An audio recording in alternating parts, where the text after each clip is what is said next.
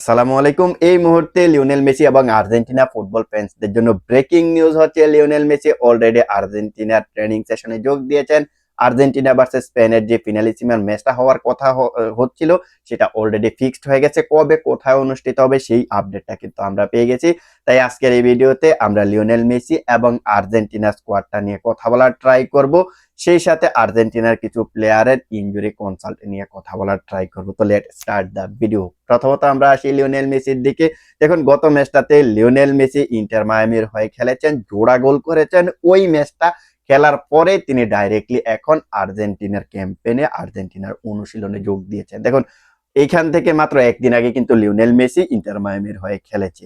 এখন যেখানে খেলেছে ওটা হচ্ছে আপনার যুক্তরাষ্ট্রের মাঠ, ওইখানে খেলেছে। খেলার পরে তিনি ডাইরেক্টলি আপনার আর্জেন্টিনার স্কোয়াডে এসে যোগ দিয়েছেন এবং অনুশীলনও করেছেন। এটা কিভাবে পসিবল হয়েছে? পসিবলটা হয়েছে কারণ আর্জেন্টিনা এই মুহূর্তে যুক্তরাষ্ট্রে অবস্থান করতেছে, যেখানে তারা পরবর্তী ম্যাচটা পোর্তো বিপক্ষে যুক্তরাষ্ট্রের মাঠে খেলবে, ইন্টার মায়ামির মাঠে খেলবে।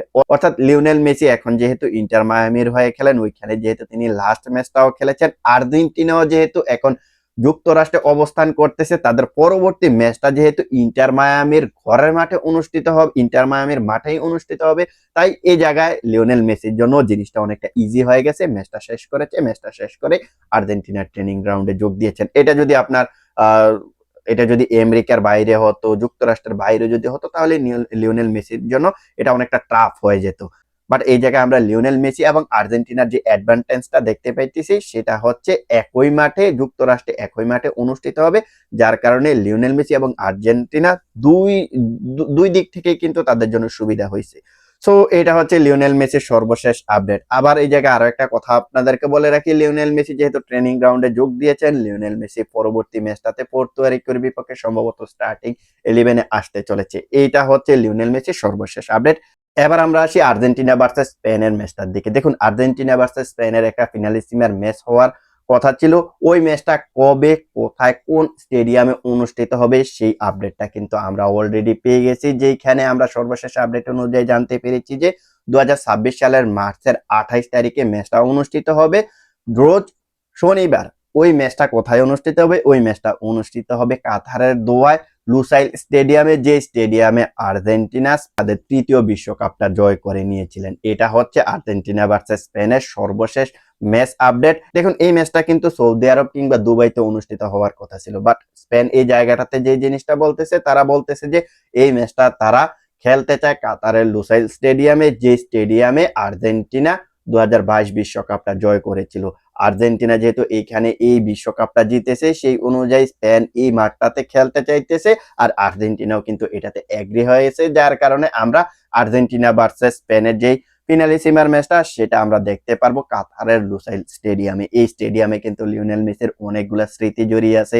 প্রথম ম্যাচটা তারা সৌদি আরবের এগেনস্টে, এই ম্যাচটাতে 1-0 গোলে 2-1 গোলে হেরেছিল। পরবর্তীতে এই মাঠেই কিন্তু লিওনেল মেসি তারা বিশ্বকাপটা জয় করে নিয়েছিল, যে স্টেডিয়ামে আমরা লিওনেল মেসির অনেকগুলো বিশ্বকাপের ট্রফি উঁচিয়ে ধরার সিনারি আমরা দেখেছি, লিওনেল মেসিকে কাঁদতে দেখেছি, লিওনেল মেসিকে এই স্টেডিয়ামে হাসতে দেখেছি। সো এই স্টেডিয়ামে আরো একটা ট্রফির জন্য লড়বে লিওনেল মেসির আর্জেন্টিনা, যেখানে তারা স্পেনের বিপক্ষে খেলতে নামবে। এটা হচ্ছে ফিনালিসিমার আপডেট। এবার আমরা আসি আর্জেন্টিনার স্কোয়াডের দিকে। দেখুন আর্জেন্টিনার স্কোয়াডে এখন কিন্তু মোটামুটি অনেকগুলো ইনজুরি কনসাল্ট আছে। আমরা দেখতে পাইছি ফ্রাঙ্কো মাস্তান্তনু ইনজুরির কারণে তিনি অলরেডি রিয়াল মাদ্রিদে ব্যাক করেছেন, তিনি না খেলেই কিন্তু রিয়াল মাদ্রিদে ব্যাক করেছেন। আবার এই ম্যাচটাতে ইনজুরির কারণে ছিটকে গেছে চেলসি এবং আর্জেন্টিনার best midfielder right now, best midfielder Enzo Fernandez, যিনি কিনা তার একটা হাঁটুর ইনজুরির কারণে তিনি সরাসরি আর্জেন্টিনার স্কোয়াড থেকে ছিটকে গেছেন। তিনি অলরেডি আর্জেন্টিনা থেকে চেলসিতে যোগ দিয়ে দিয়েছেন। সো এটা হচ্ছে তাদের ইনজুরি কনসাল্ট। ও আরেকটা ইনজুরি আছে, জিওভানি সিমিওনেরও কিন্তু সরি হুলিয়ানো সিমিওনের একটা ইনজুরি আছে, তাই ইনি ইনজুরির কারণে সম্ভবত সামনের যে ম্যাচটা রয়েছে ওই ম্যাচটা থেকেও ছিটকে যাইতেছেন।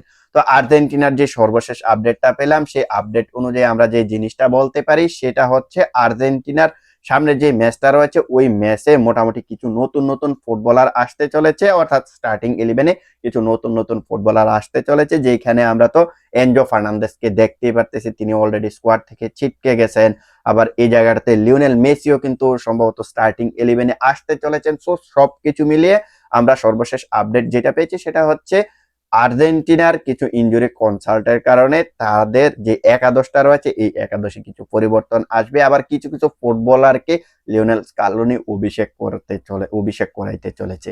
সো দেখা যাক শেষ পর্যন্ত কি হয়। আর্জেন্টিনার যে আপডেটগুলো আমার হাতে ছিল অলরেডি, সেই আপডেটগুলা আপনাদেরকে দিয়ে দেওয়ার ট্রাই করেছি। আর পরবর্তী ভিডিওতে আমরা আর্জেন্টিনার একাদশটা নিয়ে কথা বলার ট্রাই করব, যে একাদশটা নিয়ে তারা পরবর্তী ম্যাচটা খেলতে যাবে, অর্থাৎ পোর্তো রিকোর বিপক্ষে খেলতে নামবে, ওই একাদশটা নিয়ে কথা বলার ট্রাই করব। তাই সেই ভিডিওগুলো দেখার আমন্ত্রণ জানিয়ে ভিডিওটা এখানে শেষ করতেছি। দেখা হবে অন্য কোনো এক ভিডিওতে, সে পর্যন্ত ভালো থাকবেন।